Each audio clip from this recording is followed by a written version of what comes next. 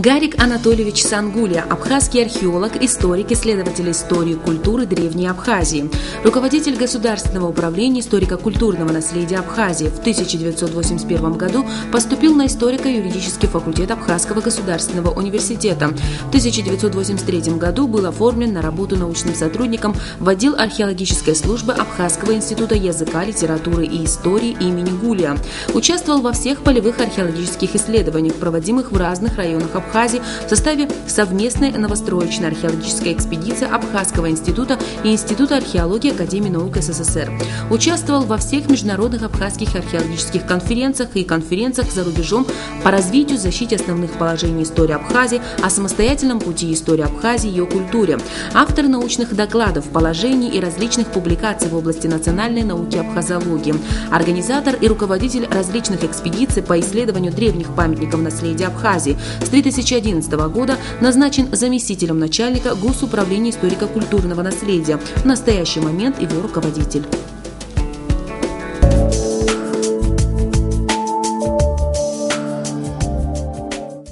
Гарик Анатольевич, добрый день. Скажите, пожалуйста, как много объектов историко-культурного наследия, которые нуждаются в реабилитации, в реставрации и в музеификации? Много таких объектов? Практически, за исключением только некоторых объектов, все остальные нуждаются, около 2000. Работа проведена небольшая.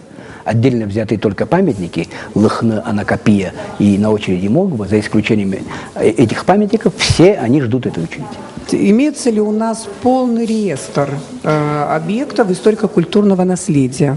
Полный реестр историко-культурного наследия с 2003 года все время обновляется. Каждый год этому дается месяц работы, а то и полтора и более, по выявлению, учету памятников, основная функция. И всегда добавляется от 10 до 50 памятников. Больших и маленьких. Имеется в виду не только недвижимые, но и движимые памятники. Скажите, вот отношение к историко-культурному наследию зависит не только от понимания значения его, да, еще, наверное, от состояния экономики, от уровня экономики страны. Да, от экономики зависит очень много. В данный момент, значит, памятники, проектирование памятников, делать до реставрации не доходит обычно, стоит очень большие деньги, очень огромная сумма. Некоторые проектировщики идут навстречу сделать за полцены. Это огромная сумма для Абхазии. Но проектирование тоже связано с традицией. У нас небольшая традиция по проектированию памятников и реставрации тоже. Но сейчас очень многие рассматривают историко-культурное наследие как ресурс социокультурного развития. У нас такое понимание существует? Существует, да. Он таким и должен быть. Это его основная функция. Поскольку интерес к прошлому существует не только потому, что мы оцениваем прошлое, но прошлое имеет продолжение. Вот в этом отношении, конечно, весь этот контекст связан с ним.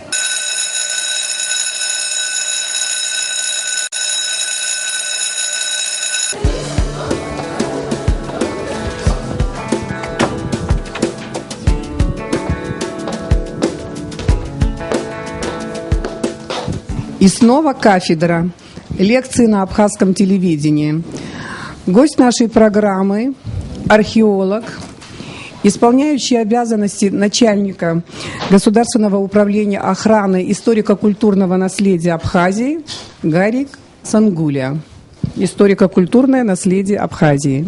По этой теме у нас речь пойдет о памятниках историко-культурного наследия, о самом историко-культурном наследии, о проблемах выявления, сохранения, учета этих памятников и о будущем, о судьбе этой организации и, конечно же, о наследии в целом.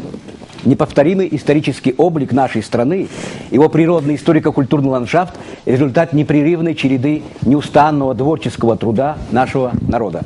Он отстоял свою самобытность от всех деструктивных сил, сохранил творческий потенциал для аккумуляции и развития культурного наследия. Современная территория Древней Абхазии освоена древнейшим человеком и входила в зону зарождения древнейшей цивилизации производящего типа. Здесь также найдены все типы и категории памятников последующего времени, эпохи его политогенеза, формирования основ национальной культуры и этноса, а также хозяйственно-экономической системы. Абхазия вошла в мир современности со своими неповторимыми особенностями материальной и духовной культуры, порой с архаическими чертами общественных отношений, различных видов ремесла и промыслов, системы земледелия и землепользования, собственно, эндемными культурами, имеющие и археологические подтверждения. Коллективы исследователей Абхазии и профильные специалисты управления приложили большие силы для выявления, изучения и сохранения памятников культуры, что является вообще каждодневной работой и продолжаются поныне. Специалистам приходится работать в тяжелейших условиях, в грязи и в воде. Непогодные условия заливают шурфы и раскопы, которые откачивают, сушат и продолжают вновь работать. Срочный выезд по тревожному сигналу в целях обнаружения, спасения памятника или очередного захвата территории без археологических исследований может состояться в любое время наподобие скорой помощи. Почти в каждом режиме, в таком режиме идут работы за последние годы, вырвавшие из наших рядов двух замечательных руководителей, археологов Димура Бжания и Анзора Агумава. Если вы позволите, почтим память этих величайших и замечательных работников по исследованию и выявлению этих памятников стоя. В общем, в таких условиях найдены и составлены комплексы находок из керамики, металла, стекла, кости, дерева, костровые изольные остатки, семена различных хозяйственных культур, остатки производств, древних промыслов и обычных памятников вообще. Дерево и деревянные изделия редко сохраняются в нашем регионе, но она также стала попадаться в последнее время. Вспомним великолепные открытия, сделанные еще археологом Соловьевым в районе Гума-Хучи, Андреевское, где в болотистых отложениях были найдены деревянные орудия, среди которых были такие находки, как булавка и иголка, что указывает на точность работы специалиста. Находки строительных конструкций, бытовых предметов и фрагментов плавсредств, киля лодки были сделаны еще на поселении в Гюеносе. Дерево уже найдено в раскопках 2011 года, 2012 годов за стеной Сухумской крепости. В результате кропотливой и такой ответственной работы в реестре памятников наследия Абхазии, в государственной базе данных, нынче это в компьютерной, на основе современной ГИС-технологии, представлены все категории археологических, архитектурных, природно-ландшафтных памятников, имеющих уникальное значение и мировую ценность. Это наследие до 2000 объектов имеет решающее значение для возрождения, развития самобытности, разнообразия культурной и природной среды обитания нашего народа. Становление и возрождение современной Абхазии и связанное с ним хозяйственное освоение новых территорий или возобновление работ на прежних землях ставит новые охранные задачи. Нужно сказать, что территория СССР Абхазии, насильно включенной в состав другой союзной республики, была лишена права ведения собственных археологических исследований, включая и выдачу открытого листа на производство полевых исследований, если это не присылалось из Тбилиси, тоже для подчинительной процедуры. Так что эти освоенные в кавычках абхазские земли оккупационными силами от переселенстроя до колхидстроя нужно хотя бы сегодня подвергнуть охранно-изыскательским исследованиям в общем порядке, поскольку не было и нет никаких археологических заключений на эти территории. За исключением отдельных кладов бронзовых вещей, таких как Араду, Ачамчира, в списке памятников наследия нет фиксации ни одного памятника, что ставит целые регионы Абхазии вне региона, вне истории. Памятники же известной науки открыты не путем координации работы организации в целях соблюдения охранного режима наследия, а являются сообщением граждан, информации граждан или собственным открытием специалистов. Игнорирование судьбы памятников наследия, особенно еще не выявленных, очень беспокоит специалистов государственных и академических учреждений, а также общественность нашей страны. А между тем многолетние экспедиционные исследования показали, что самые разрушительные силы, уничтожающих памятники нашего наследия на больших площадях, являются отнюдь не стихийные явления, а несанкционированные действия отдельных лиц и бесконтрольное расширение строительных и земледельческих работ. А между тем большие пропуски на прежней археологической карте Абхазии, нынче государственная база данных памятников истории культурного наследия Абхазии, делает невозможным общеабхазские и региональные исследования. Целые районы и пункты Абхазии в итоге в научных работах наших специалистов вовсе не упоминаются. Статистические исследования, динамика развития нашего общества, пиковые моменты подъема социально-экономического развития и спады, ведущие к стагнации или к трансформации, вовсе не фиксируются. Прямолинейность, резкое появление инноваций без субстратных основ, хотя не свойственны обществам с высокой степенью преемственности, но исторический портрет абхазской цивилизации в разные исторические периоды в итоге может быть существенно искажена. Несмотря на положительную работу отдельных регионов и организаций, статья 26 Закона об историко-культурном наследии об обязательном предшествовании археологических исследований во всех видах земляных, строительных, мелиоративных, дорожных, инженерных и иных работ, а также отвод земель, не имеет беспрекословного исполнения на всей территории Абхазии. Особый случай несанкционированного строительства, граничащее с самодеятельностью, является самовольное воздвижение крестов, часовен и храмов. Они не отвечают традициям абхазского культового зодчества, архитектурный стиль, историческая школа, в соответствии с традицией определенной эпохи, местные, региональные особенности здесь не учитываются. А между тем существуют и научные споры, иногда, правда, имеющие искусственный характер. Например, утверждение, что первое, Абхазии свойствен или может быть образцом только купол отдельного храма. Второе, или план абхазских объектов включает только выступающие апсиды, полуциркульные и граненные. Или же характерны удлиненные в планы храмы зального типа. Но существуют укороченные формы, даже ближе к квадрату. Апсида также может вписана, и таких памятников представлено в Абхазии значительно много. От побережья до самых гор.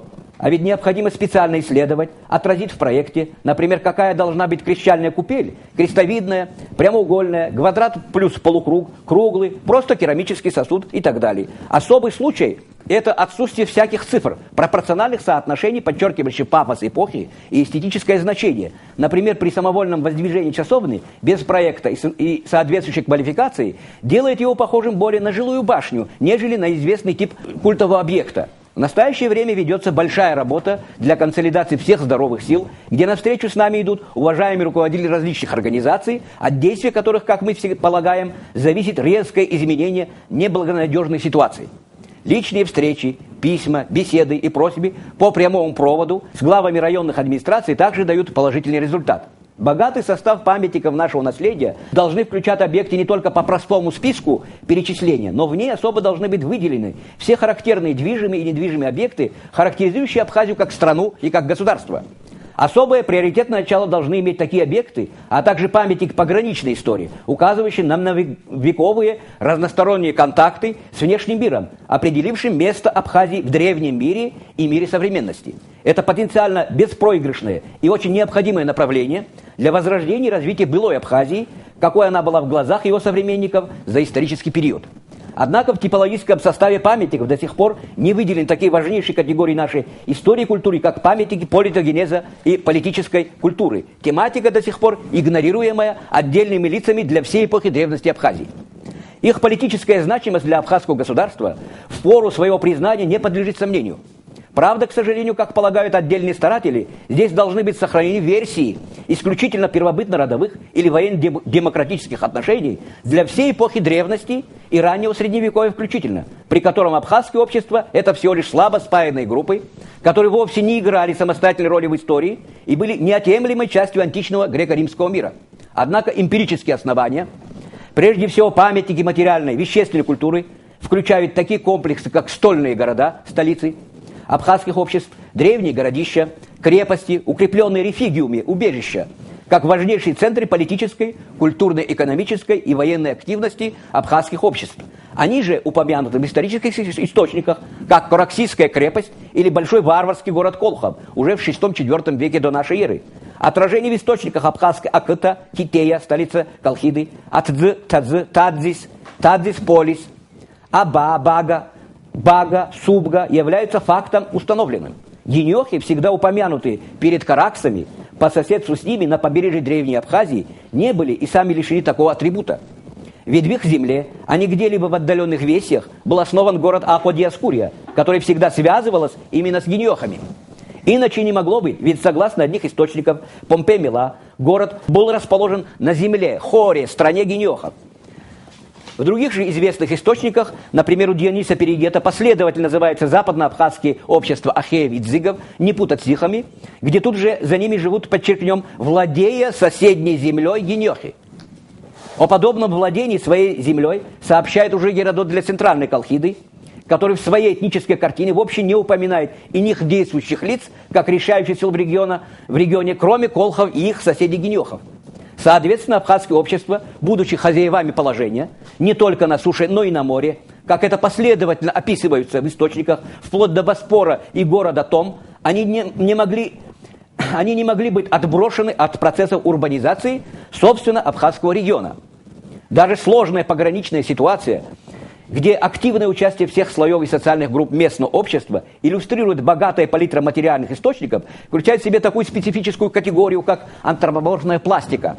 Образцы керамических бронзовых скульптур из Севастополиса, Красного маяка и Сухумской крепости воплощают характерный внешний облик самых исконных абхазских жителей древнего города. И до позднеантичного времени, что является лучшим подтверждением их активного участия в процессе градообразования как культурно-общественной системы. Так что становится ясным, почему уже автор IV века до нашей эры, Диоген Синопский в своем письме вскричал, что вы будете иметь дело с гениохами и ахейцами, ненавистными для всех греков родом людей. Это ведь реакция самого гениохского общества в ответ на торгово-экономическую экспансию афинян, в подчинении которого находилась Синопа, один из самых известных импортеров продукции в Абхазию. И именно гениохи, в отличие от всех родственных племен, с которыми они были в отношении этнической непрерывности, генетического родства, были центром консолидации. Почему упомянуты, в отличие от остальных абхазских обществ, во множественном числе, и как, цитата, различающимся многими названиями, и также они назывались, как мы знаем, разнородным или смешанным народом. Умножение, демографическое расширение обусловило расширение двоичной царско-тиранической системы правления в их среде, доведенной до правления 4 царей, как это известно в истории, по источникам, где сперва правили 2 царя, как у абазгов-абхазов, затем эта система была преобразована в последующую учетную ступень вместе с расширением этого общества. Естественно, такое преуспевающее общество, так же, как и Кораксы и Колхи, имели свой главный город-крепость, торжище и торговый порт, который, как То-Эмпорион, упомянут в источниках в качестве центра торгово-экономических связей абхазских обществ всего Диескурийского региона, куда сходились их пути. Историческое стечение и пересечение судеб древних обществ нашей страны прекрасно иллюстрирует также характерные сообщения Тимосфена, Страбона и Плиния с известной долей гиперболизации о 70, 130, 300 переводчиках, с помощью которых вершили свои дела гости и жители древнего города. На сегодня есть все основания для выделения, последовательного исследования и рационального использования важнейших памятников такого особого ранга, как столичные города. При этом идет ли речь о древнем или средневековом объекте, например, Анакапия, Анакуфа, Трахея, столица Абхазии, Бзып, Зупулыхн, выделяются и природный историко-культурный ландшафт. Особое значение данным объектам придают наличие такого важного элемента общественной организации, как форум, Ашта, например, Лахнашта. Здесь, как известно, восседал правящий государь Абхазии, он же имел 2 трона, где на одном встречался со своими высокими князьями и дворянами, а в другом с народом, для решения важных вопросов общественной жизни страны, если того не решилось во дворце местного правителя. Система двоичных связей, сформировавшаяся в древности, и здесь просматривается, с той поправкой, что вторые функции теперь правитель взял себе в пору развития и сложения феодального абхазского царства. Исключение составляют сохранение местного должностного лица, идентичного древнему начальнику Скептуху, Ахада, сравнительный начальник абхазов Бер, которого иногда ошибочно считают царем. Особая значимость элементов политической идентичности, наличие трона в центре картины мира, подчеркивается уже в древности фактом наличия престола Гениоха, сведениями о династиях и властителях эпохи Перикла, с которым вступил в противоборство сам Перикл в 444 году до нашей эры, показав, как пишет автор, величину могущества афинян. Важно, что уже в мегалитическую эпоху, в период расцвета местных вождеств, сооружались крупные каменные троны с сидениями, например, известный Кудепсинский памятник, где также отражается характерная тема двоичной системы правителей. Там имеются высеченные парные сидения. Вообще предметная манифестация темы власти и властвования лидеров достаточно отражена в составе памятников историко-культурного наследия нашей страны. Это топоры, миниатюрные изящные, отделанные с пластической графической орнаментацией, парадные, орнаментированные, декоративные кинжалы, навершие булав и посохов, особо изогнутые посоховидные навершия жезлов, ритоны и чаши, в том числе импортные, древнеперсидского типа и типы, характерные для меото-скифского и боспорского обществ. Нужно сказать, что ритуалы, связанные с восхождением к власти, также последовательно отражаются на известных памятниках нашего наследия. Характерный мотив ритуального противоборства, проводившийся с целью демонстрации своей превосходящей силы как символизации статуса и власти первейшего лица, зафиксирован на известном крюке, стелах и дольменном петроглифе. а также имеет материальное соответствие в погребальных ритуалах Абхазии. В частности, в Гагарском пещерном погребении замуровано каменной плитой еще в древности, найдено погребение по вторичному воздушному обряду искусственным пробитым черепом. В соответствии с этим фактом известные ранние исторические сказания о царе Абсха повествуют, что будущий властелин Абхазии еще младельцем был замурован в отдаленной пещере для испытания на жизнь и смерть. Этот ряд длинных сопоставлений продолжает мотив противоборства эпических героев в абхазском эпосе о витязах-нартах, мишенью которых была голова, череп противника, починкой которых занимался древний кузнец Айнаржи, наставляя медные заплатки. Подобная символизация наиболее значимой части тела, превосходящего лица, как известно, реализуется в древнейших ритуалах и связана с погребением Абхазии. И очень часто при наличии остальных фрагментов костей черепа как таковые вовсе отсутствуют, или же в отдельных случаях хоронятся одни черепа.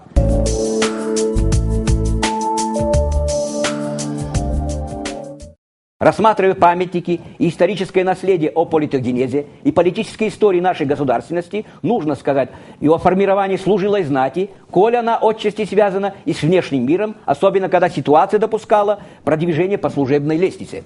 Ведь, как я полагаю, исторический процесс происходил в иерархической среде с наличием диумвиральной царско-тиранической системы власти со скептухами на местах, засвидетельствованных от колхов до геньохов.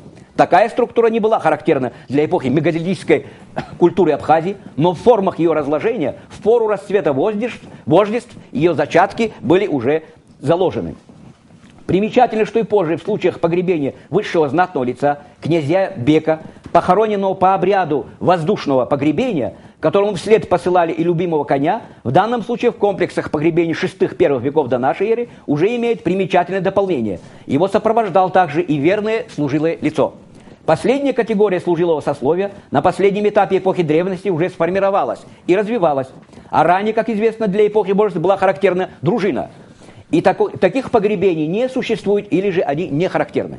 Исторически для классового общества Абхазии эта категория обозначена как Алла, Акераз и Ашнахма. Смотрите, например, Аха и Алай в абхазских текстах, набиравшиеся за особые заслуги перед владетелем государем Абхазии, не только из числа абхазов, но и из представителей соседних и родственных северокавказских народов. Этим объясняется наличие в абхазских могильниках и поселениях отдельных погребений с инвентарем миотского и скифского типа. Известно, что такие лица наделялись землей и жили вместе с абхазами, правда, не смешиваясь с ними, хотя и становились полноправными гражданами страны. На этом основании можно не принимать ошибочную версию, на наш взгляд, о завоевательных походах, оседании такого контингента и совместимости в пределах одного могильника завоевателей и покоренных при факте их раздельного существования. Здесь были иные причины и были связаны с процессом формирования и упрочения новых нарождающихся классов, которые шли весьма широко и на всех уровнях. На основе глубоких и обстоятельных исследований можно заключить, что памятники историко-культурного наследия Абхазии могут иметь не только порайонный фиксированный список, но и соответствующие классификации по проблемным тематическим спискам, весьма актуальным в целом для современного абхазского общества.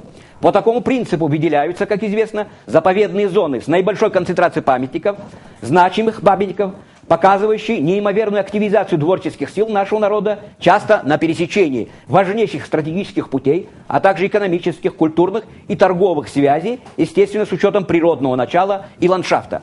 Как известно, Совнарком молодой Союзной Советской Республики Абхазии в развитии постановления об охране памятников искусства старины и природы, документ опубликован в 1924 году, выпустила следующее постановление. Постановление вышло в 1926 году, называется оно «Государственном Пицунском заповеднике», где вводится понятие «абсолютный заповедник», где 200 десятин покрыты насаждением пицунской сосны, а остальная территория по документу, необходимой для сохранения находящихся там исторических памятников и археологических ценностей, признается охранным районом. Подобный шаг можно сделать для особых объектов, внутри крупных объектов, с большими разрешениями посетителей в обычном режиме. Нужно сказать, что сегодня не составлен, конечно, памятник данной категории, но они выявлены, известны частично и, естественно, будут приведены в систему. В данном случае на данной территории, скажем, будет это Адакапия, Лыхн и другие крупные объекты такого типа, значит, конкретных памятников, связанных с данной темой политогенеза политической истории, могут иметь отдельную свою локальную охранную зону. Учитывая тот факт, что имеет место свободное посещение всей территории туристами и так далее, эти объекты, конечно же, там же могут находиться еще неизведанные памятники, там же не проводились вообще пока никакие раскопки, и, соответственно, значит, нужно вести локальный режим охраны этих памятников, связанных с нашей государственностью. Особый случай в современном изменяющемся мире представляет собой угрозы, испытывающие абхазский язык, который может быть занесен бесконечными инновациями без особой на то необходимости. Это я должен специально оговаривать, поскольку, как вы знаете, список памятников составляется по режиму, в соответствии с нашим законодательством, где топонимы абхазские должны стоять в первом ряду. Важно также обратить особое внимание на графическое, визуальное начало отражения языковых фактов с памятниками на улицах, на дорогах, везде. Отсутствие путей, ведущих к единому стилю письма и изобразительного начала, иной раз полная самодеятельность, особенно во внешнем мире, на улицах, остановках, связана, скорее всего, с отсутствием желания, нежели с ослаблением творческого начала и профессионализма. Я считаю, что в Абхазии такие специалисты есть. В ближайшее время нужно поставить этот вопрос, и на всей территории Абхазии, конечно же, хотя бы для, значит, освещаемого пространства, видимого пространства, должна ввести отдельно взятая графика, она должна быть стандартизирована и введена в общий список государственных фиксируемых объектов, и эти моменты должны учитываться как таковые. Вспомним, с каким трудом наши ученые осуществили сбор, изучение, восстановление и публикацию большого топонимического наследия Абхазии. По своей практике, при выявлении учета очередного неизвестного объекта, мы применяем исконное название, по которому памятник автоматически войдет в свою абхазскую систему номинаций. При этом в качестве рабочего инструмента в скобках стараемся сохранить все известные разноязычные обозначения объекта для его быстрого нахождения в контактной зоне. Я могу сказать, что линия леса, линия, значит, животного и растительного мира в связи с тем, что многие села, деревни, пункты опустели, спускается вниз. Хорошо известные памятники очень трудно найти. Естественно, там нет населения, нет каких-нибудь данных, поэтому заведена и основная цель, дис-технология, основная цель, значит, обнаружение памятника, фиксация всего на всем пространственном режиме, где наша нынешняя, прежняя карта, в нынешней ситуации на нашей цифровой карте, будут они обозначены, естественно, одним номером, абхазским. Но эти данные иноязычные, поскольку есть такие регионы, где абхазских топонимов пока нет, не восстановлены, или не найдены, или не идентифицированы. Более того, совершенно свежая недавно новость, значит, граница сел не всегда оказывается установлена точно. Оспариваются некоторые памятники. Памятник может принадлежать одному селу, на него претендуют представители другого села. Границы не были четко установлены, поэтому она имеет 2, 3 или несколько названий. Они должны быть уточнены, и в соответствии, значит, с точным источниковедчески установленным фактом этот памятник обозначен. Нужна также очень большая психологическая работа с нашими гражданами в связи с сохранением, выявлением и учетом памятников. По этой части вообще ничего не сделано. Роль психологического фактора вообще не отражена в законе, положении и других документах. Отказ от, значит, согласия с нашим законодательством по поводу отчуждения земли, о необходимости первичного археологического исследования при отведении участка земли объясняется просто словами: «Я не хочу, я не желаю, я не готов, это моя частная собственность». То есть это все те моменты, которые только исходя из закона решить невозможно. Должны быть изучены психологические моменты, поэтому должен быть открыт штат работника-психолога. Такая работа должна вестись, поскольку это запущенный вопрос около 20 и более лет, до сих пор не имеет своего решения, своей постановки. И эта задача, значит, должна быть решена, конечно же, с профильным специалистом этой области, и не поручать это историку или археологу. Но, однако, ввиду самоочевидного факта, что наша страна не потеряет больше свое богатое прошлое, приняв соответствующий закон об охране памятников, более того, возродит и обогатит новые памятники наследия, требуется система мер по разработкам образовательных программ для открытия нового факультета, как мы полагаем, по историко-культурному наследию Абхазии, для подготовки собственных кадров по всем отраслям этой большой науки о прошлом, ставшей настоящим, имя которого наследие Абхазии. Необходимо для этого возродить и открыть штат специальных профильных работников в районах Абхазии, где эта деятельность не получила еще развития с участием местных работников. Особое значение для таких работ имеет, несомненно, восстановление исторических кружков, подбор кадров учителей-историков с учетом их интереса к краеведческой деятельности. Добрая традиция работы школьных музеев, доклады и выступления школьников формирует авангард друзей памятников нашего наследия, особенно в селе. Необходимость условий для оздоровления к памятникам историко-культурного наследия уже давно созрели. Нужно сказать, что списки памятников, составленные в 2003-2004 году и далее, постоянно пополняются. Запрос, значит, на его исследование, приглашение специалистов, все эти моменты Абхазия после военного времени до сих пор не решила. У нас существует Абхаз-реставрация, она не имеет, значит, своих заказов. Там мало специалистов, нет у нас профильных специалистов, и не готовить их в Абхазии. Если с Россией, конечно же, там своя специфика, свой регион. Наши древние памятники, древнейшие памятники, особенно, скажем, христианские, раннехристианские, специфические такие моменты, скажем, роспись, сюжет, множество орнаментально-декоративных форм и так далее не представлены вообще в Европе. Или представлены едва напоминающие. Это не только техническая сторона, это, конечно, эстетическая сторона. С ними, со всеми этими, будущий специалист должен быть воспитан. Естественно, в учебнике должны появляться такие документы, такие иллюстративные материалы, чтобы все это было, имело место быть. Конечно, как я полагаю, нужно открыть соответствующий факультет. Я должен сказать, как бы это ни развивалась наша наука, история, археология, все ее дисциплины, путем простого сложения не получится та наука, которая занимается историко-культурным наследием Абхазии. Это очень специфическая наука, связана с большими проблемами. Единственная, одна из многих, я смею сказать, наук, которая ведет постоянное исследование. Невозможно, например, в отличие от летописца, памятник историко-культурного наследия создать, живя в другом месте. Летописец может рассказать о Диоскуре, живя в другом городе, в другой стране. Это невозможно сделать по отношению к материальному предмету, где действует такой фактор, как тактильность, то есть непосредственное соприкосновение. Естественно, в таких случаях практика обыкновенная практика по подготовке археолога недостаточно.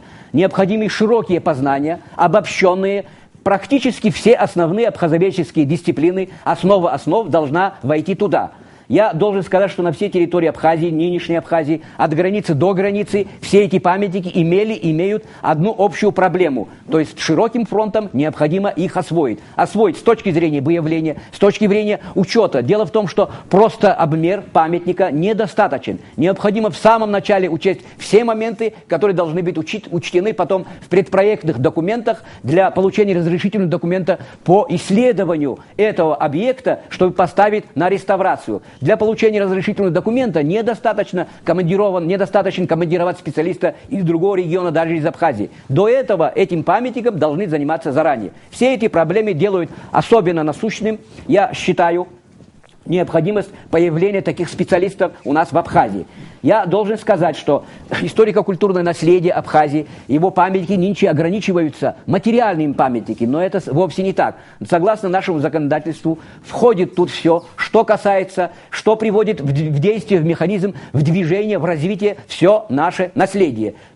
Там входят, значит, такие обязательства, такие обязанности, как развитие языка, развитие обычаев, обрядов, развитие этикета. Все эти моменты до сих пор не имеют движения, хотя они, значит, присутствуют в нашем законодательстве, входят в положение и в других известных документах от Кабинета министров. Они никогда не вычеркивались, остаются в силе. И, исходя из этого, потребуется появление и других штатов по этим специалистам. Но, опять же, тут возникает проблема. В факультете определенном филологическое образование недостаточно для ведения работ в государственных органах по историко-культурному наследию. Как я сказал, все эти знания должны быть сконцентрированы, должны быть получены в одном факультете. Это обобщенное знание поможет и приведет, конечно же, в действие до сих пор неучтенные моменты по исследованию, выявлению этих памятников.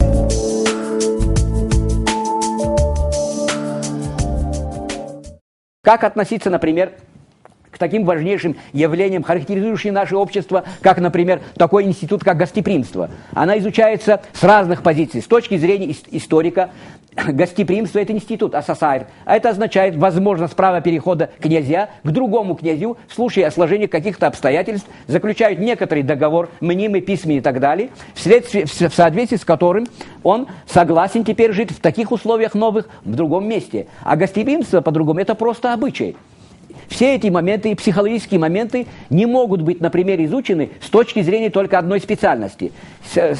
Особый случай для фиксации историко-культурного наследия, конечно, представляет огромная, богатая терминологическая база. Должны быть вовлечены все структуры языка для его описания. Это нынче называется дескриптивным методом, описательным методом. Это вовсе тоже так же не сделано. Так что огромное широкое поле деятельности, которые линии, пути открыты для студентов.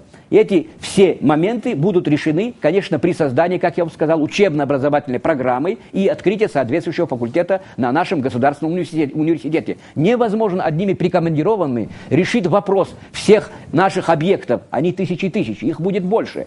И на каждый объект, конечно же, в зависимости от эпохи, периода, стиля архитектурного, в зависимости от типа объекта, конечно же, потребуется свой специалист. Вот это то, что касается рабочих мест и, значит, направления наших студентов-выпускников. В связи с этим, конечно, будут сделаны запросы. И вся эта координация, консолидация всех творческих сил, организаций, которым мы занимаемся сообща, всех учреждений, мы эти моменты решили в некоторых вопросах, значит, в качестве пробного момента применить. Они дали свои определенные результаты. Дальше все линии творческой консолидации пойдут. И я думаю, что с каждой организацией будут сделаны свои предложения, и некоторый консолидированный проект должен быть предъявлен. Я думаю, что наше правительство обратит свое внимание, руководители наших учебных, культурно-просветительных, гуманитарных и, конечно же, само наследие, и вместе взятые, они должны поставить вопрос. Иначе спасти наши памятники невозможно. Их уничтожает не только стихия, не только аллювии, делювии, значит, распад материала, вещества, но, конечно, наши же соприкосновения. Мы знаем, что при изменении температурного режима, изменении, значит, линии растительности, когда-то она была культурена, там действуют совершенно другие факторы, другие химические элементы. Там другая среда, другой теперь животный растительный мир. Теперь нанимают специально специалистов, значит, для перевода границ хищных животных. Они теперь наступают, подходят очень близко. Изменяются, конечно, с изменением культурного ландшафта, изменяются и отношения человека. Ранее, если, значит, памятник обходил человек, нынче нет. Там все происходит. Может происходить и разрушение, вплоть до применения взрывного устройства. Этот случай, из ряда вон выходящий, я думаю, имело место быть. Особый случай представляют, конечно, действия черных археологов. По отношению к памятникам это были некогда, переходили границы. Теперь участвуют наши граждане. Нужно откровенно сказать об этом. Я должен сказать и подчеркнуть, что вместе с тем, как мы дальше отставим все эти вопросы, отход от своего исторического фона у нас будет неминуемый. У нас останутся только лишь одни законы. И если эти памятники разрушатся, если сам культурный фон и историческое сознание, естественно, говорить о нашем признании, о собственной самоидентификации не придется. И поэтому, конечно, нужно принять самые решительные шаги в настоящее время. И это сообща всеми силами, будь это в городе, в селе. Естественно, сознательность в настоящее время весьма повышается, активные силы во всех населенных пунктах, они звонят, обращаются, стараются. И я думаю, что все, что наработано, сделано, оно возымело некоторый маленький успех, но нужно для того, чтобы все это координировать, пустить большое-большое действие, большое-большое такое наше единое поведение по отношению к нашим историческим памятникам.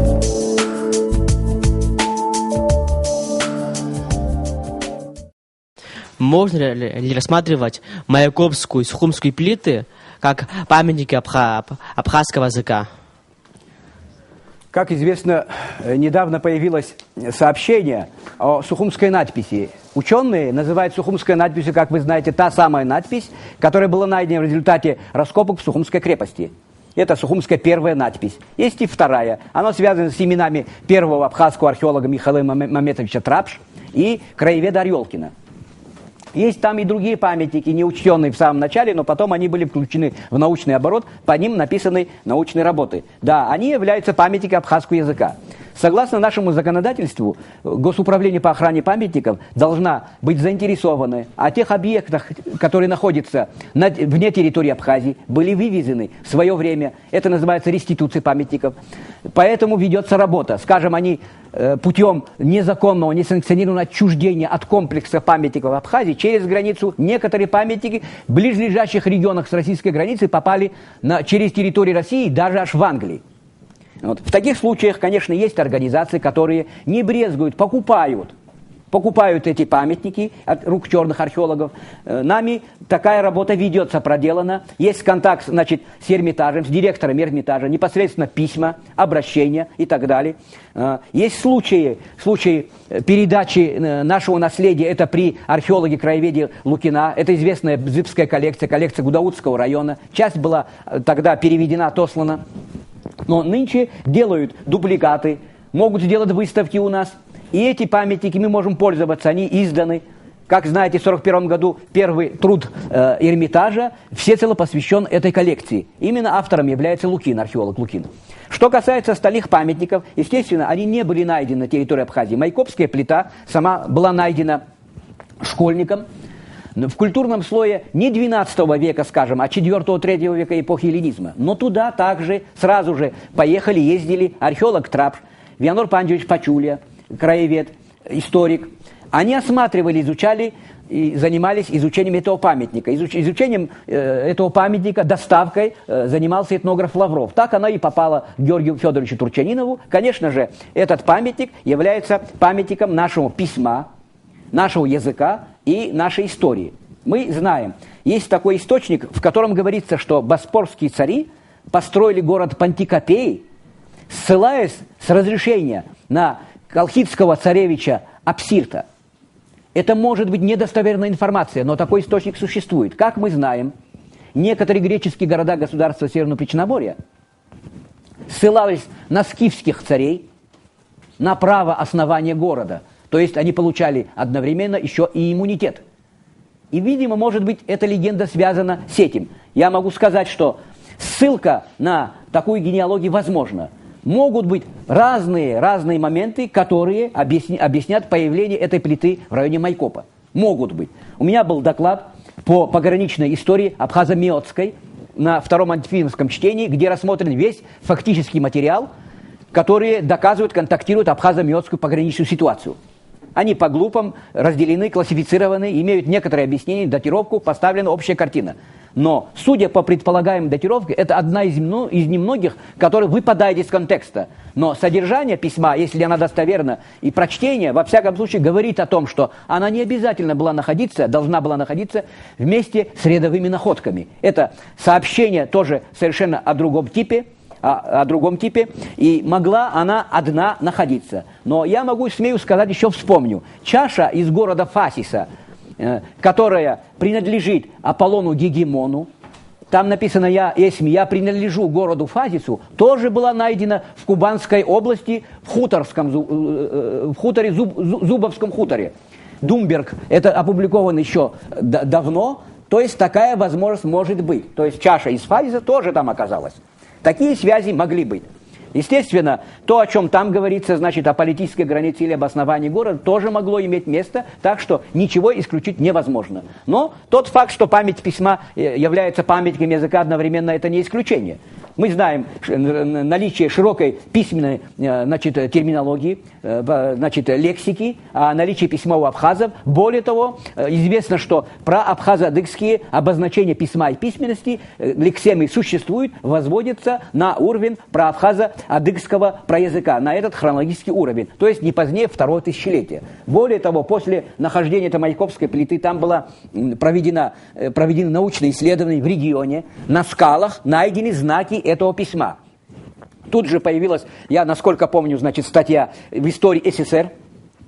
Об этом сообщение имело место быть. Впоследствии выступили многие, вы знаете, историки Крупнов, Дьяконов, которые отрицали, характер и прочтение письма. Но тот факт, что это, несомненно, абхазо-адыгская территория, этот регион, что, в это время могла быть письменность, не только теоретически, но и фактически, иначе откуда взялись бы обозначения письма на праабхазо-адыгском уровне. Это, несомненно, в любом случае, конечно, рассматривается как памятник письма и теоретически как памятник письма абхазо-адыгского типа. Это не исключение, даже если дешифровка подвергается сомнению. Спасибо большое вам за такую интересную лекцию. У меня к вам такой вопрос. Вы говорили, что генеохи имели своих царей, то есть у них уже было царство. Ну, также вы подчеркивали, что это были лишь зачатки. Но потом же вы также сказали, что у колхов было свое царство. У меня вот такой вопрос. Как произошел распад их на племена, или лишь только потом образовались княжества, и потом лишь только Абхазское царство? Ведь структура такого построения такого государства в науке неизвестна, как я знаю. Я должен сказать, что по этому поводу у меня существует научное исследование. Доклад называется «Древняя Абхазия. Вождество и царство». О зачатках, о котором я говорил, как вы слышали, относится не к VI-I веку, а к мегалитической эпохе. Поскольку там тоже существует ранжирование и реализация оппозиции внутри и вне. В целом ряде абхазских дольменов, после исследования фактического материала, я пришел к выводу, что по обряду вторичного погребения, связанной с элитой, с аристократией, они захоронены внутри дольмена. Но безинвентарное погребение находится вне дольмена, то оппозиция внутри-вне там существует. Но такие некоторые моменты свойственны, как вы знаете, не только раннеклассовым, но до потестартным еще обществам, до классовой цивилизации. Но я последующее время, рассматривая, значит, этапы развития, к моменту, к VI веку, как вы знаете, дольменов не было. Дольмены использовались только, их строительство прекратилось в 15-14 веке до нашей эры, с момента поздней бронзы, раннего железа, то есть с колхидской культуры. Древний этап, который приходится на 14-10 век, это зарождение колхидской культуры Абхазии. Это не просто локальный вариант. У самой колхидской культуры Абхазии, на территории Абхазии, имеются несколько локальных вариантов. Это самостоятельное явление в абхазской действительности. Вот. Что касается, значит, колхов, егинехов и царей и так далее. Как мы знаем, не только одни генехи не имели царей. Согласно известному археологическому комплексу новейшему в районе Ачмарды, это будет территория Ахеев, был найден кубок с надписью, где упоминается царь Покор. Сей кубок, значит, одарил своей пастве или послушникам своим. Надпись там читается как Бакур, но я думаю, нужно читать как написано. Пи, то есть Покор, по-абхазски он будет Покра. Но не Бакур. Бакур — это средневековое позднее время, отразилось в источниках. Я думаю, что столь раннее время, это время конец II века, начало I, можно так определить примерно. Единственное нетронутое погребение на данном могильнике с таким богатым инвентарем. То есть он не привезен из Генехии, не мог быть привезен из данной территории. Судя по надписи, тоже так. Он лежал там в нетронутом виде. И в моих докладах, выступлениях говорится не об одном царе, а о многих царях. Как мы знаем, в Албанском царстве Кавказском было, согласно того же самого Страбона, кто упоминает эти факты, 26 царей. Он и говорит, что нынче правит один царь над всеми. Это не означает, что Албанское царство ведет свое происхождение только в I веке. Она сформировалась не только, когда появилось единоцарствие. Как мы знаем у Гомера, термин «базилевс» означал местных правителей. Это когда дворцовую культуру и царство, значит, царствами руководили первые лица, их звали не базилевсами, а ванакты. Этот термин знает Гомер и называет их анаксами, то есть это ванакты. Вот. А басилевсы были тогда местными правителями, царями, и их могло быть несколько сразу в одном регионе. То есть многоцарствие допустимо. Только в некоторых случаях, когда вместо царей имеются жрецы, 2, 4 и так далее. Мы знаем о спартанцах, Спарта 2 царей и других. Мы знаем двоичные символические классификации в Хетском царстве. Дело в том, что в одних царствах традиция заменена, не традиция, а в одних царствах не только, скажем, царь, но и царица правит. Они вместе создают царство, и одновременно правят царь и царица. Как мы знаем, в Хазарском царстве уже в позднее время правил не хазарский хакан, как мы знаем на самом деле, а бек. Не принимал хазарин решения никакого, не спрашивая бека, и если что-либо, он так и говорил: спросите бека. Почему? Потому что истинным правителем считался тот, который спустился и правит обществом, народом и страной. А многие лиц этих царей не видели, они были как бы взаперти. Эта концепция, как вы знаете, изложена наиболее подробно в «Золотой ветви» Джеймса Джорджа Фрейзера. Она получила потом еще исследования и дополнения в других работах. В Причерноморье тоже могло быть, но этот этап, когда греки застали, в гиньохи и в гиньохских обществах не зафиксирован. То есть скрывание. Но вот в тех материалах, которыми я располагаю, изоляция имела место быть. То есть невидение. Имела место и быть. Сохранилась она в Юго-Восточном Причерноморье, как мы знаем, Ксенофонт описал по отношению к масинойкам. Правили там 2 царя. Одна часть масинойков ждала, когда наступит их время, и когда они сменят этого царя, задушат или спустят его. И он правил в высокой башне, а его лица никто не видел. Можно допустить, что не он правил, а правил некое лицо. В данном случае, вот в раннесредневековом Абхазском царстве, конечно, материала мало, но сохранение должности местного правителя, несомненно, без всяких сомнений. Двоичных систем классификации, какие были в древности, сохранились. А так, конечно, источник прямой доказывает наличие 4 царей в одном обществе.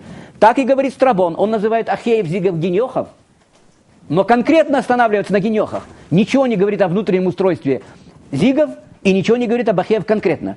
О них говорят только Апиан, скажем, при Митридате, как они там, 2/3 войска были уничтожены. Это было сильное царство. Каждая из них, конечно, имела царя, вне всяких сомнений. Царь это кто в то время в раннеклассовых обществах? Конечно, это на ограниченной территории полновластный властелин собственной страны, поэтому их могло быть много. Но в результате демографического расширения они удваивались. Еще и больше и так далее. По системе двоичной классификации. Это, несомненно, имело место быть. В данном случае, когда мы видим одних царей, это не означает, что он только и был.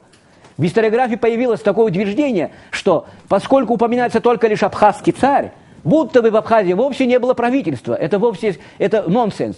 Они не упоминаются. Почему? Потому что во внешнем мире все излагается, передается, рассказывается от лица одного царя. В том же в составе абазгов там были 2 царя.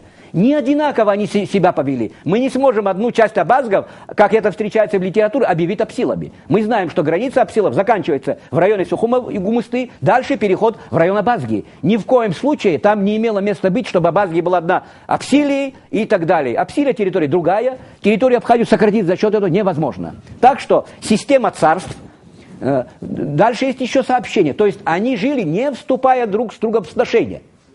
Такое сообщение тоже существует. То есть это были самостоятельные, как я сказал, непрерывный ряд царств, которые в конечном итоге потом на позднем другом этапе стали консолидироваться. И, естественно, что касается колхов и других племен, они также подпадают под эту типологию.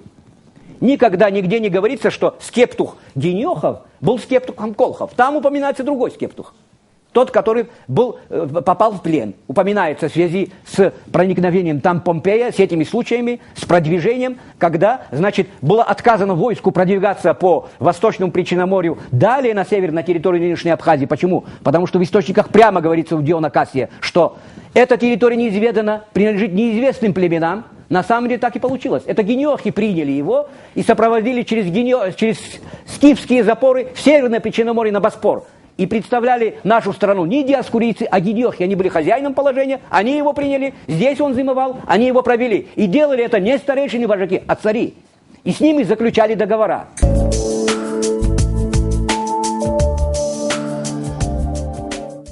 Конечно, об историко-культурном наследии можно рассказать очень много.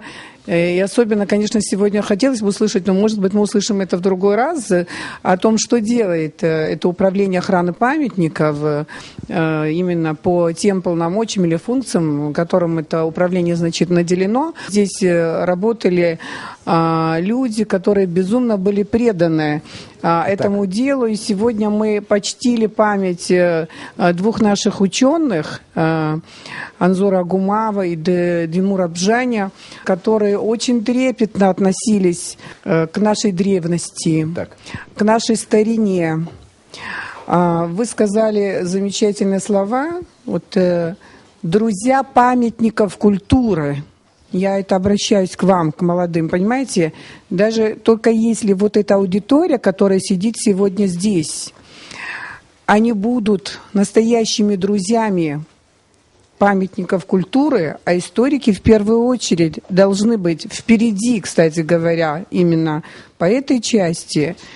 Я думаю, что в нашей стране в этом направлении для поиска и сохранения объектов историко-культурного наследия можно сделать очень много. Сначала для этого надо стать носителями этой культуры, опять говорю, трепетного отношения к своей истории. Но вам может быть известно, что с 1984 года в мировом сообществе существует День охраны памятников и исторических мест, который проходит под лозунгом «Сохраним нашу историческую родину». Подумайте над этими словами, что имеется в виду над словами «историческую родину». Вы упоминали Апсырта.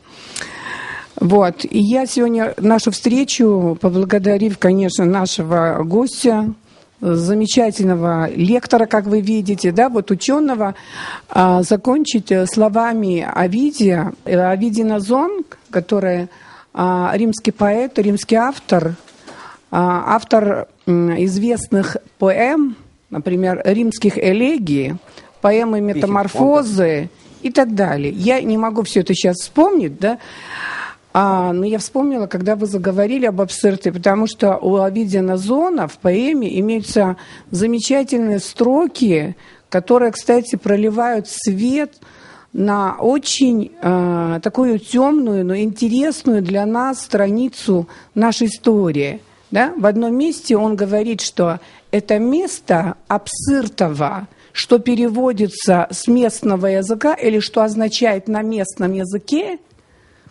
место, где был убиен человек. То есть он не говорит, какой местный язык. Перед этим речь шла о колхах. Вы знаете, вопрос о принадлежности этнической колхов, вопрос очень сложный, да? И вот в контексте колхов он вдруг говорит, на местном языке это означает место, где был убиен человек. А вы все прекрасно понимаете, что Апсырта, кто владеет абхазским языком, то и означает, так что сказал Овидий. Да, то есть наши источники, понятно, разного происхождения, разноязычного, да, пусть немного, но содержат такие факты, но для того, чтобы их заставить заговорить правильно, да, нам надо стать высококвалифицированными специалистами. Это сделать не так уж просто. Вокруг одного слова, одного термина, одной строчки обычные историки, археологи ломают свои головы уже многие поколения. И завершу нашу встречу словами Овидия, который говорил, что «счастлив тот, кто имеет мужество защищать то, что любит. А любить мы должны все, что касается нашей истории и нашей культуры». Спасибо вам большое.